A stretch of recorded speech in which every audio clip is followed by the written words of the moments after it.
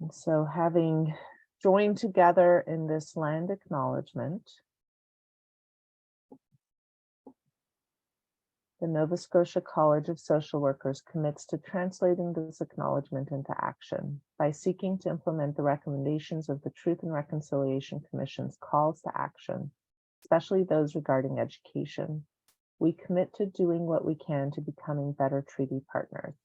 We commit to learning and to unlearning. Let us take this moment to pause in gratitude for all who have and continue to heroically care and advocate for this beautiful land. May we join them in this sacred work. Let us ground ourselves in the wisdom of the land-based Mi'kmaq teachings and values that we must all begin to learn. Let us work to decolonize ourselves, our practice, and this community that we share by working for justice for all living beings, as an expression of our gratitude for being here. Let us take a deep breath and recenter ourselves away from the violent ways colonization fills our world and fills us. Let us take a deep breath and work on letting go of the unconscious bias that is everywhere, inside and out. May our session today lead us to be in right relationship with this land and with one another. Lulawi.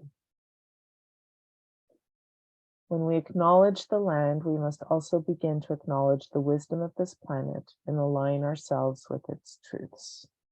We are grateful for this learning session where we can begin to do that more intentionally. And so with that, I am grateful to invite Carolyn to lead us in this learning. Okay, thank you, Naj. I appreciate this very much. Just a couple of housekeeping things, maybe at the beginning. I noticed that some people are writing in the chat, but it's only going to hosts and panelists. So make sure when you write something in the chat that you click so that it goes to everyone. I'm assuming that's a feature that's possible in the webinar, is it, Naj? Yes, it is. Okay. And so just when people were asking, I had spotlighted myself. Now I'm spotlighting Carolyn. So that's the reason why you can see only the speaker. Right. Okay. So just make sure that when you post, it goes to everyone. I did not realize that we had a little bit of confusion here that I would not be seeing people's faces because some of the material that we'll be dealing with today is fairly emotional, and I will talk about that a bit more when I move on. So I'm going to start sharing screen and give people a sense of the agenda for today. So this is the screen that I want to share. All right, so Naj, can you tell me if that's up there properly? It is perfect. Okay, good. So again, thank you very much for the opportunity to do both of these sessions, one of 2 weeks ago and one today. There were a number of people who we saw that were not here 2 weeks ago. So in the agenda, I'm just going to situate today's work a little bit so that we kind of catch up where we were, do a bit of a review of the learning agreements, and a bit of a review of an exercise we did 2 weeks ago about what we know or don't know, because it's kind of the foundation for today's material.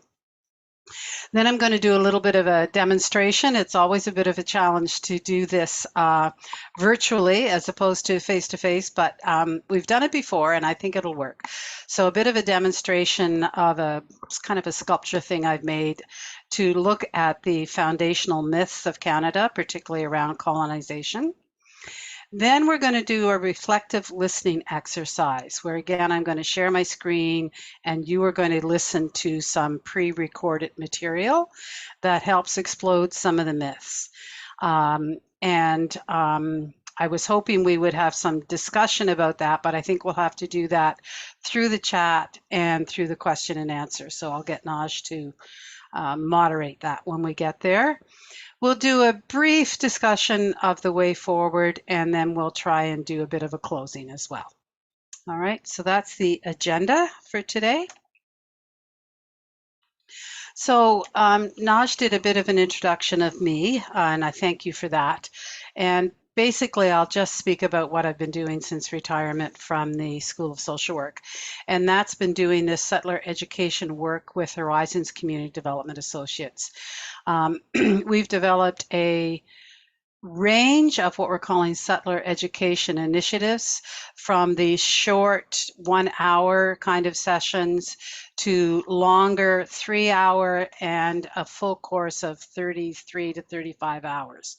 So you'll see that we've divided it into 3 sections: preparing to climb, which are the 3 that you've been engaging in; shorter hikes, which are 2 to 4 hours long, depending upon what people want; and then the longer climb is a course we call Stepping Up, a learning journey for settler Canadians. And that is a course that Naj participated in last year. And we offered it originally in 2017.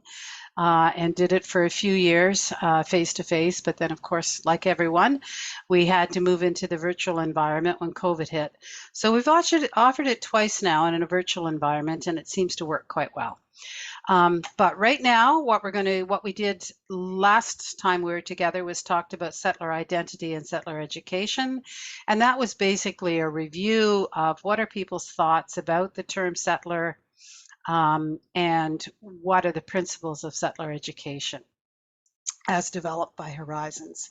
So today we're talking about the foundational concepts and myths that have guided Canada's development. Just before we move on, I just want to make sure that I can access the chat here to see if anything's coming up. Okay. If we were face-to-face and had more time together, we would spend time developing these learning agreements together. But I'm asking you to embrace these as best as you can without having input into the development of them. So the idea of holding confidentiality, that doesn't mean you can't talk about what you learn here. It would be ridiculous to say that. But if anyone does share things that are personal nature, those do not get shared elsewhere. Try and be present and mindful. I know that's particularly hard to do when this communication is just one way and I don't even get to see your faces. But try and stay with us as best we can. Be open and curious and show up with honesty and integrity. Suspend your judgment and share your experience. And lean into discomfort and support each other as much as we can. Again, I know that's difficult when we're all individually isolated behind the cameras, or perhaps not even a camera. But I encourage you to reach out to each other for support. Show compassion and respect for self and others. Be accountable for our personal and each other's growth. And recognize that different experiences lead to and equal different impact. And that's particularly important in the session that we'll be doing today, because we will be dealing with some pretty heavy emotional material.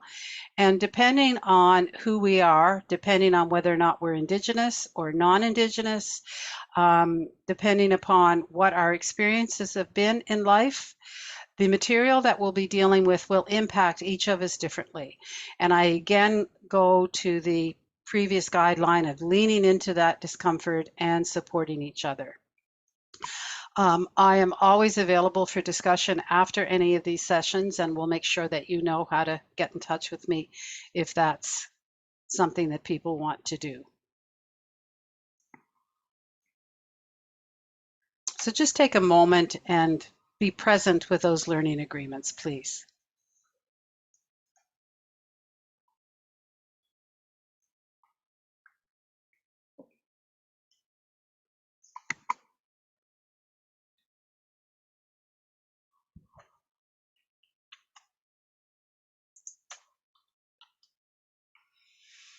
So one of the things that we did last time we were together is we spoke about what does it mean to adopt a settler identity. And we went through a variety of things, but one of them was to recognize the fact that there are many things that we don't know and that we have learning to do as settlers in Canada. So at the very end of last time's session, I asked people to look at these foundational concepts and give themselves a number based on, first, how many of them you have heard of before, and how many you could actually explain to someone else. So I'm going to take a bit of a time because there were a lot of people who weren't here before. So in the chat, would you please write down a number that says, so let's say you've heard of 10 of these things. So you're going to write 10. And then let's say you really think you could probably only explain 6 of them. So you're going to write 10 and then /6. So could people take a moment to do that for me, please? How many of these concepts have you heard of? And how many could you explain to someone else? And be sure to put it up so everyone can see it, okay?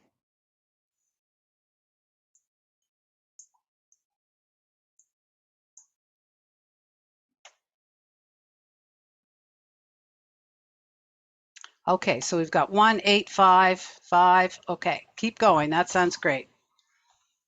I'll just give everyone a moment to reply. So it should be 2 numbers. How many you've heard of? How many you could explain? 6, 5, 18, 12. Great. Okay. Let's just get a few more.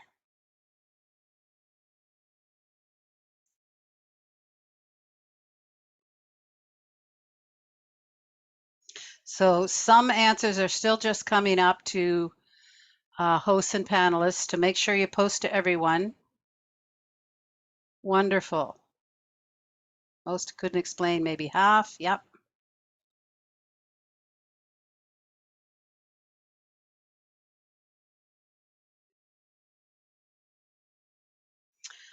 All right, so where I'm going to move next is to try and explain why it is or how it is that if these are such foundational concepts,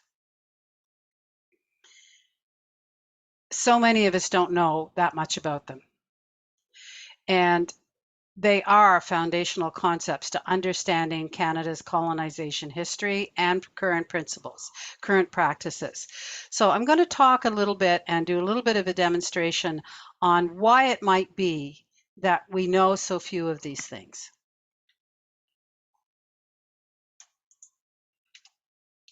And one of the reasons is for something that's called myths. So myths are traditional stories, especially ones concerning the early history of a people, that explain some natural or social phenomena. So it's our way of understanding how the world works and stories that we tell ourselves about why things happen. Every family has certain myths, certain stories. Every country has certain myths and stories. So I have to take just a moment to stop sharing the screen, move to pull this demonstration in front of the camera and make sure we're set up. So just give me a moment to do that, please.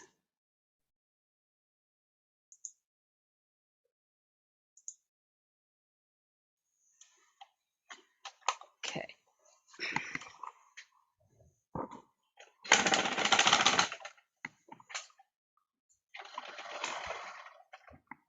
Just a little bit closer. There you go. And a little bit down. Perfect. Okay, so don't worry, folks, if you can't read what's on this too much. This will make sense without that. Okay. So here's the cylinder, and let's pretend that Canada is sitting on top of it. And all of these things that are written down here on this cylinder are all of the things that I asked you to just rate whether or not you knew about and how much you could explain. Section 35 of the Canadian Constitution, the difference between a verb-based and a noun-based language, the theory of natural law, all of those various things, the centralization policy, the doctrine of discovery, all, if we were to take the full course related to settler education, would be things that we would go into in detail when we looked at a Euro-Western worldview. So these are some foundational ideas, concepts, beliefs that have founded Canada. So here's Canada sitting on top of those. So my question becomes, why is it that so many of us don't know what those things are? All right. And there's a variety of reasons for that, but one of the key ones is some of the myths that we have developed. So I'm going to take Canada off for a minute and just put it aside and tell you about the myths. So one of the myths is that in founding and settling in Canada, we tell ourselves that we had good intentions, that we meant well. Maybe we didn't do things quite the way we should, but you know, we thought the residential schools was a good way to provide education. All right. So Canada has absorbed that myth pretty strongly that we had good intentions. Okay. And I'll just take a little break and give credit where credit is due. In terms of helping me learn this material, there was one particular book by Paulette Simon, who is really, really important, and I can make sure people know about that. So that's one of the myths, is that we had good intentions, that we meant well. The second myth that we've developed is that it was what Paulette Reagan calls a myth of innocence, that we didn't know. So even though, well, you know, maybe we got some things wrong, but you know, most of us didn't know that that was happening. We didn't know about the abuse that was happening in the schools. We didn't know about the fact that Indigenous people were not allowed to leave the reserves and sell any food that they produced. We didn't know those things. And when I think back on my own history and own development, certainly that is what my parents would have said to me. Well, I never knew there was a residential school there. So that kind of thing, that there's a myth of innocence that we didn't know.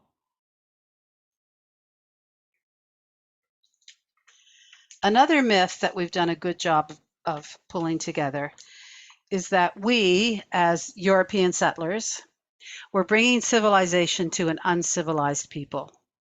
That's very much a myth that guided the policies, the actions, the behavior of early settlers, but perhaps even now as well. And again, just reflecting on my own personal experience, we lived in Wekaba in Cape Breton, and there was a reserve close by. And I remember very much my mom sort of, I wouldn't call it pity, but it was a, you know, well, it's so good we're here to help them out kind of thing. So we were bringing civilization to an uncivilized people. And the final myth, and you know, you can see this expressed even in the way that I talked about it so far, is that it's all in the past.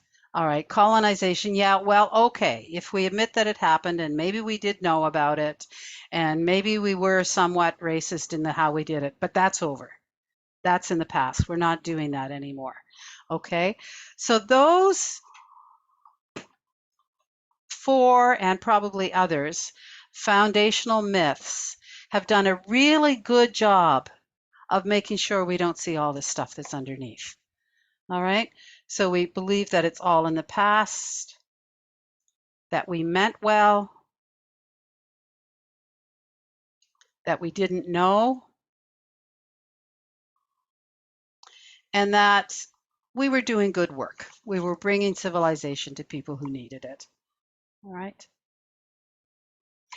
Just maybe again in the chat, if people are willing, just while I rearrange the camera and so on here, just make a quick note. Are those myths that you've heard or have heard people say or have heard in your family experience or whatever? I just love to see a few comments there while I move this back around.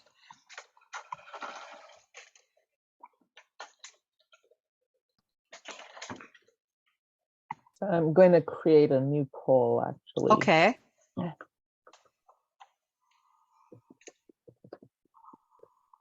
Absolutely, definitely still heard them all. Absolutely, yeah. Yeah. And you can see how they can hide those foundational things that are underneath, right?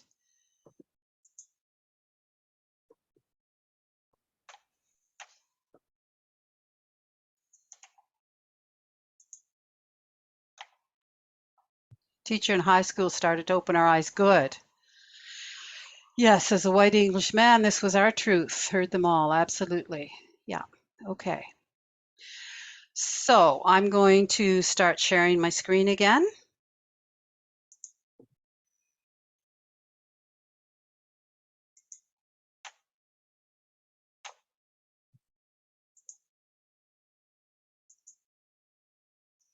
So there's the myths. The next section, if you can remember back, I just want to bring the chat up, on the agenda was that I wanted to explode some of those myths. And the way that we've chosen to do this in this particular course is by asking people to listen to some quotes from our past. I'm asking people to just sit silently, listen to the quotes, to the audio recordings that will be coming.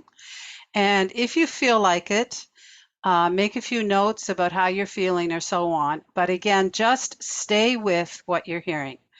But I do want to tell you that you're going to hear some pretty hateful, awful words. All right. I always debate whether or not it's ethical to do this in this context when we can't be together to help and support each other. But I think it's a worthwhile learning. And I will again remind us that each of us are going to respond differently to what we hear based on what our experiences are. So I think particularly of Indigenous people who may be with us and who are listening to these quotes, I encourage you to make sure that you draw on whatever support systems you have. This is for all of us. One of the principles of the work that Horizons does is that we don't want our learning to be on the backs of Indigenous people, that we have a responsibility as settlers to do our own learning. And this is part of it. And usually we do this work with a settler-only audience. So again, I'm glad that we have Indigenous people with us if we do, because we also want to be accountable to you. But I would just remind people that some of the quotes you're going to hear are difficult. So we will have a little bit of time for processing. Well, we'll have time for processing. How well we can do that in a chat format, we don't know, but we'll go through it. So I just ask you, I'm going to let a quote play. I'm going to be quiet for 30 seconds after each quote to give you time to actually absorb it and maybe make a few notes about it and so on. Okay, I'll just make this poll go away. I just want to give credit where credit is due. You'll hear some deep male voices reading the quotes, and there's a local theater company here that did these recordings for me a few years back. All right, so Naj, can you see the PowerPoint? Is that going okay? Yeah, so we see your Canadian Myths Okay. PowerPoint, and All our right. poll had everyone had heard almost all four, and no one had heard none, and some had heard some, but like Okay. almost everyone had heard all four of these Yeah. myths. And Yeah. now we're going to understand what these myths were covering. Yes, what they're covering. I do hereby authorize and command all officers, civil and military, and all his Majesty's subjects or others, to annoy, distress, take, or destroy the savage commonly called Micmac, wherever they are found, and all as such as aiding and assisting them, and do promise a reward of 10 guineas for every Indian Micmac taken or killed.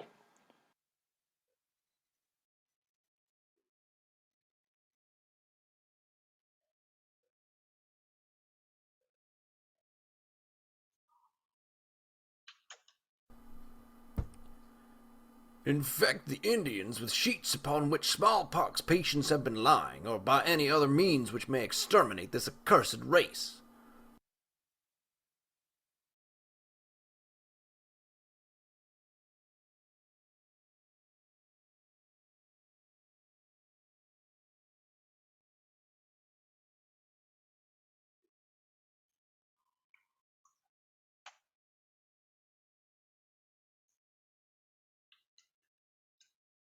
When the school is on the reserve, the child lives with its parents, who are savages, and though he may learn to read and write, his habits and training mode of thought are Indian.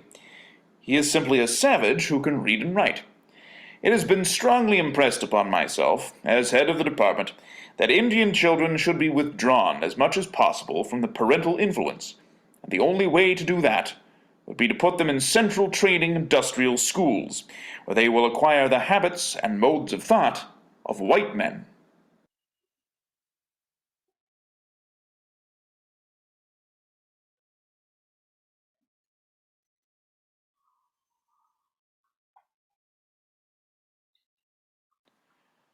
I want to get rid of the Indian problem.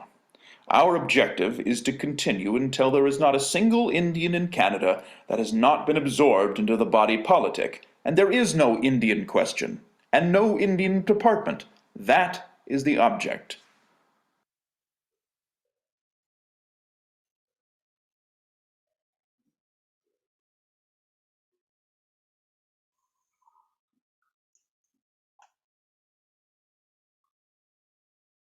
At this rate of population decline, the whole race would be extinct in 40 years.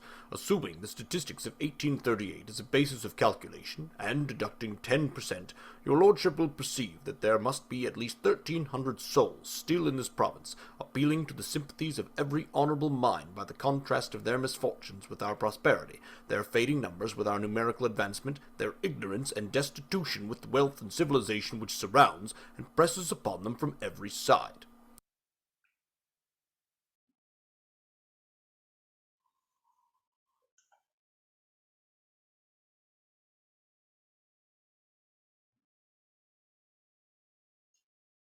Unless the progress of their annihilation is soon arrested, the time is close at hand, and the last of their race, to use their own idea, will sleep with the bones of their fathers. Unless the vices and diseases of civilization are speedily arrested, the Indians will soon be as the Red Man of Newfoundland or other tribes of the West, whose existence is forever blotted out from the face of the earth.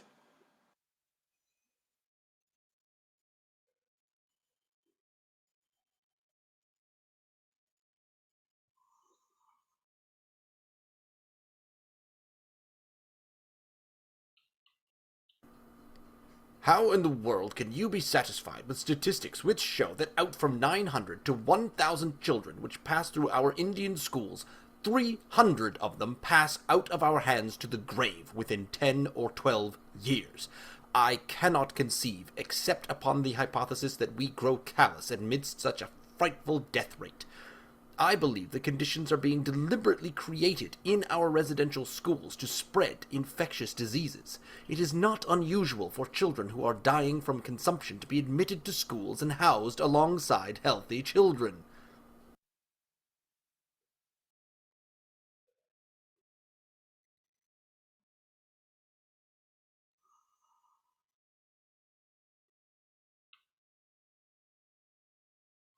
It is readily acknowledged that Indian children lose their natural resistance to illness by habitating so closely in these schools, and that they die at a much higher rate than in their villages. But this alone does not justify a change in the policy of this department, which is geared toward the final solution of our Indian problem.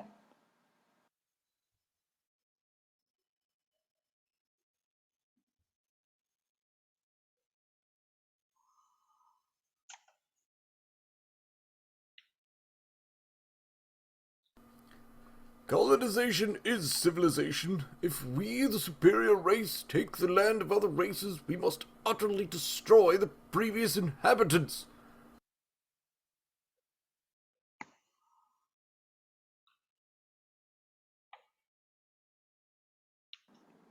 The celebrating the potlatch is a misdemeanor. This Indian festival is debauchery of the worst kind, and the departmental officers and all clergymen unite in affirming that it is absolutely necessary to put this practice down.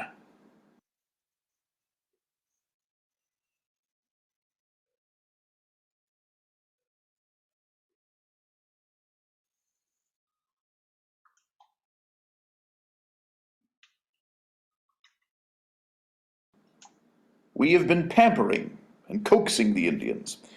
That we must take a new course. We must vindicate the position of the white man.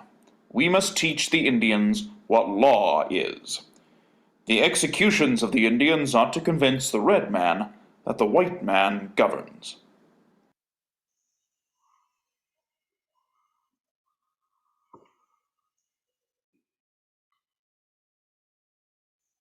There's no audio with this one, so just take a moment to read.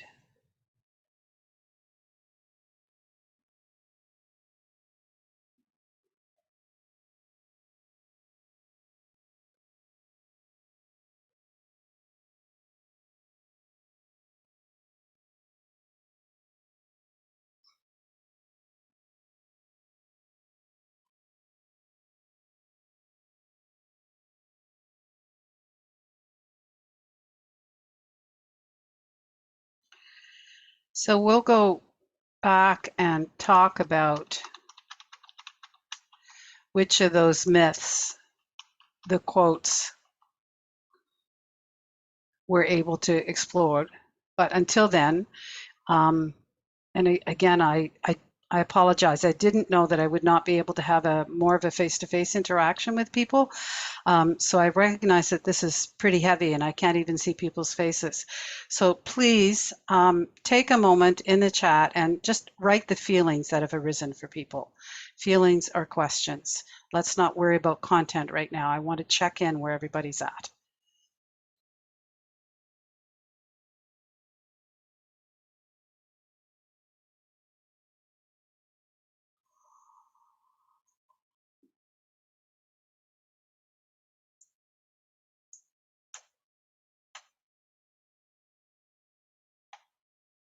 Anyone willing to start us off?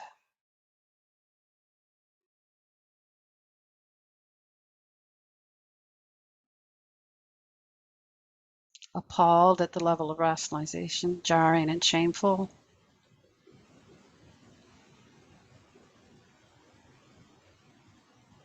Angry, frustrated.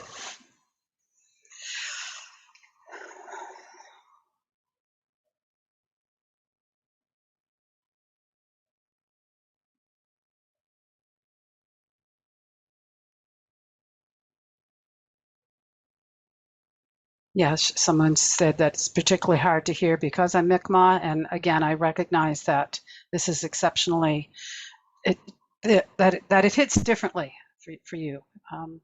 And I invite you to reach out to whoever it is in your life that's support for you. Powerful to hear them spoken. Yes, I'm very grateful to the actors that did this for me. Yes, the language is not quite as explicit, but yes, we're still there. Shame, angry, sad.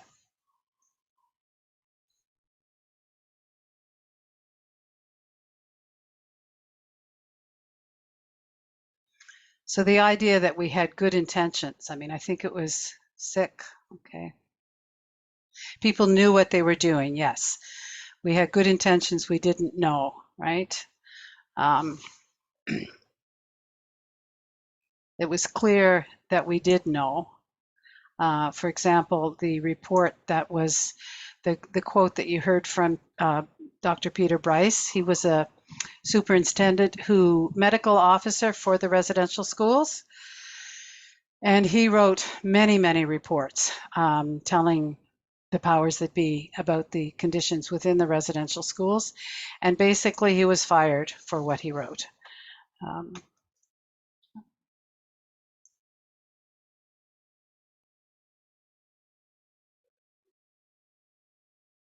Right.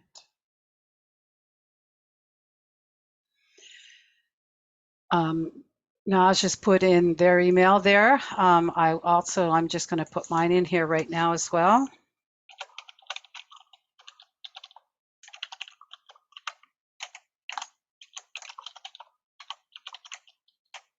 I'm going to say while we're talking that we are working on a settler awareness conversation group that we are going to be having here at the college, so that those of us of settler descent, whether it's intentional settler or unintentional settler as refugees or immigrants, that we are all part of the system. And there's tremendous work around becoming aware that we must do. So please feel free to get in touch with me if you want to help organize this so that we can be having more conversation. All done to civilized folks, yeah. So I put my email address up there, and I really mean it when I say please contact me. I know, I mean, I have taught this particular course and listened to these quotes probably, I don't know how many times now, and my stomach is still in turmoil when I do it again. So, you know, if you want to debrief, if you feel that needs to happen, we're taking a little less time than I expected today because I was hoping we would do that. So I'm quite open to being contacted about that. And for those of you who are listening to this alone, reach out to other people, okay? What questions does this bring up for people? Just throw a few questions in the chat. Don't worry about going to the Q&A. There's a nausea. I agree, Rose. Absolutely. Yep. Yeah. So what questions does it bring up? After you're not running away from those feelings, but they're there, where does your cognitive self go then? What questions does it raise for you?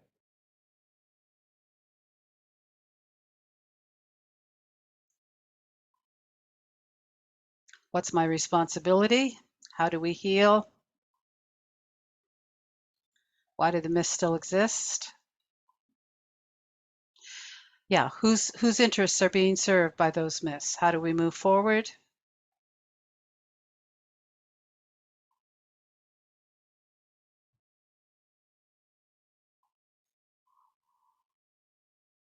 Is it even possible?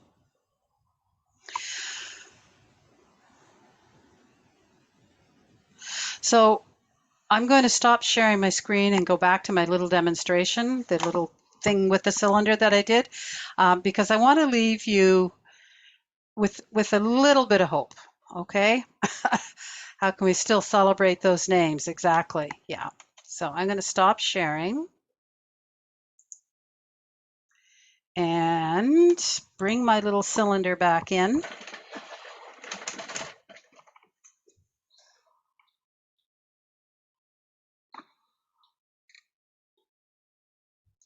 And people say, what do we do now? What do we do about it? Well, by no means do I have all the answers, but I do want to show you something. So if we take Canada off of here again, and we get rid of these myths, then we see these foundations that are there. But it's really important to know that there is another foundation we can build on. If we take this away and put Canada back up here, I'm going to take it off. Well, I won't bother with the myths.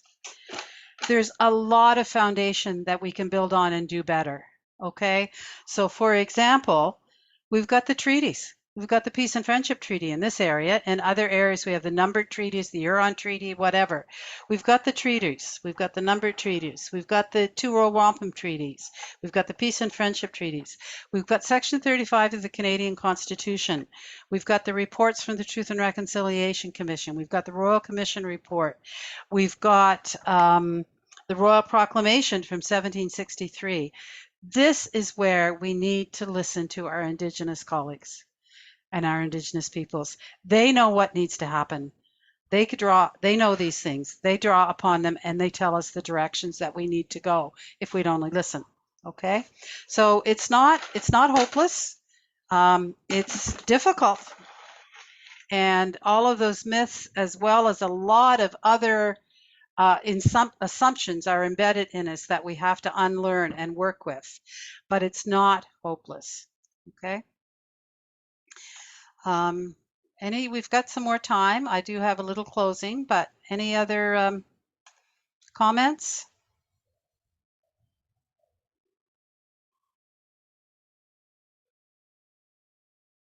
How do current personal and professional practice continue to do the same while using different rhetoric?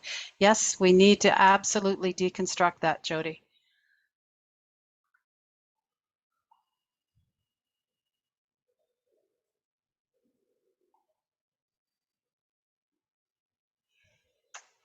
All right, well, I'm just going to do a little bit of a closing.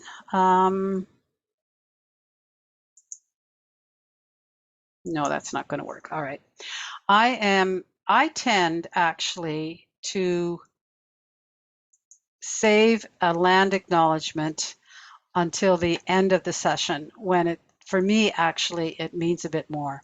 So I'm going to read a land acknowledgement that I wrote a few years ago that I use actually to close many sessions. So I will use that to close this session.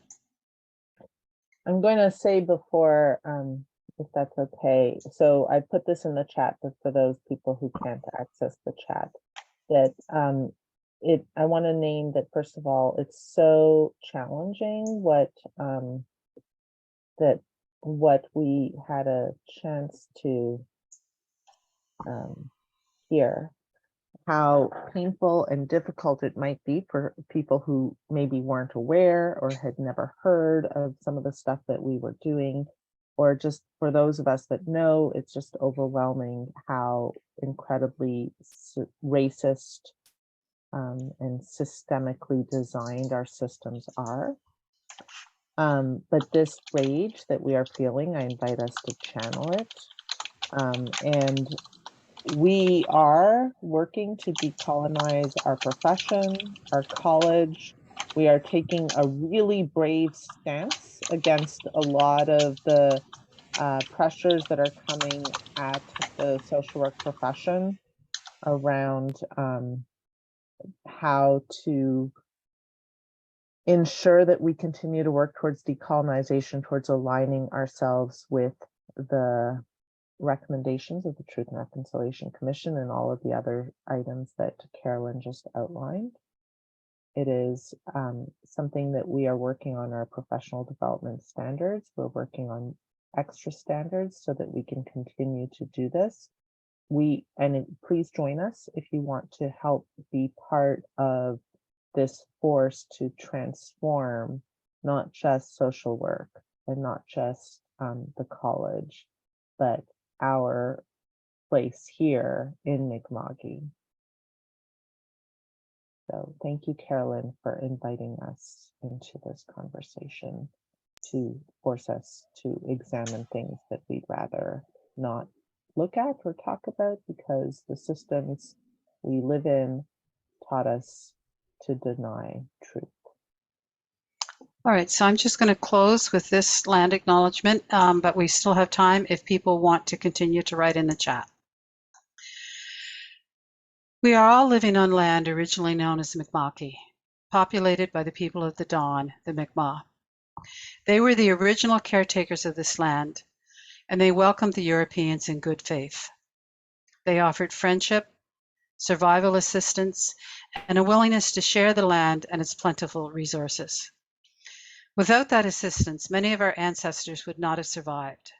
The Mi'kmaq, in good faith, entered into nation-to-nation treaty arrangements with European settlers, believing these settlers would honor the treaties, that we would all live together in peace and friendship, sharing and caring for the land. We know that this did not happen. We know that our settler ancestors did not honor the treaties and did not share nor care for the land. We know that we are still not honoring these treaties, are still not sharing or caring for the land. We acknowledge that we are living on unceded Mi'kmaq territory, but we do not live as if we are guests here. So I invite all of us to ask ourselves and each other what living in another's house or territory demands of us. What does it mean to be a good guest? A good guest asks permission to enter the home of the host. A good guest is polite and listens to their host. A good guest learns the rules and protocols of their host. A good guest tries to speak the language of their host. A good guest brings gifts for their host. A good guest does not make assumptions about how the host should run their household. A good guest is respectful, generous, and genuine. And a good guest recognizes that their host is sovereign and acts accordingly. May we all learn to be good guests on Mi'kma'ki. So I'll be here for a few more minutes if people want to write anything more in the chat. Otherwise, don't despair, folks. There's a hell of a lot of work to do, but we can do it. Okay, so thank you all for being here.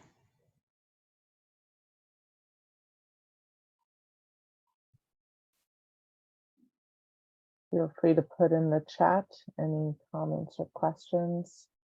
Grateful to each of you for joining us today, for hopefully using this week as we gear up to quote unquote Canada Day that we use this time to be unlearning myths, sharing what we know with others, and committing to being better guests on this unceded sovereign land where we are currently located.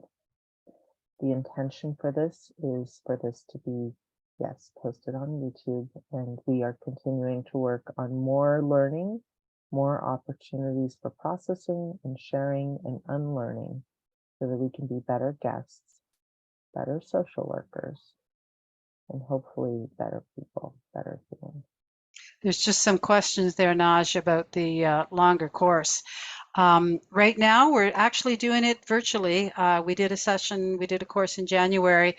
Probably will not be happening again until a bit later because I'm the only one doing it. Let me write in.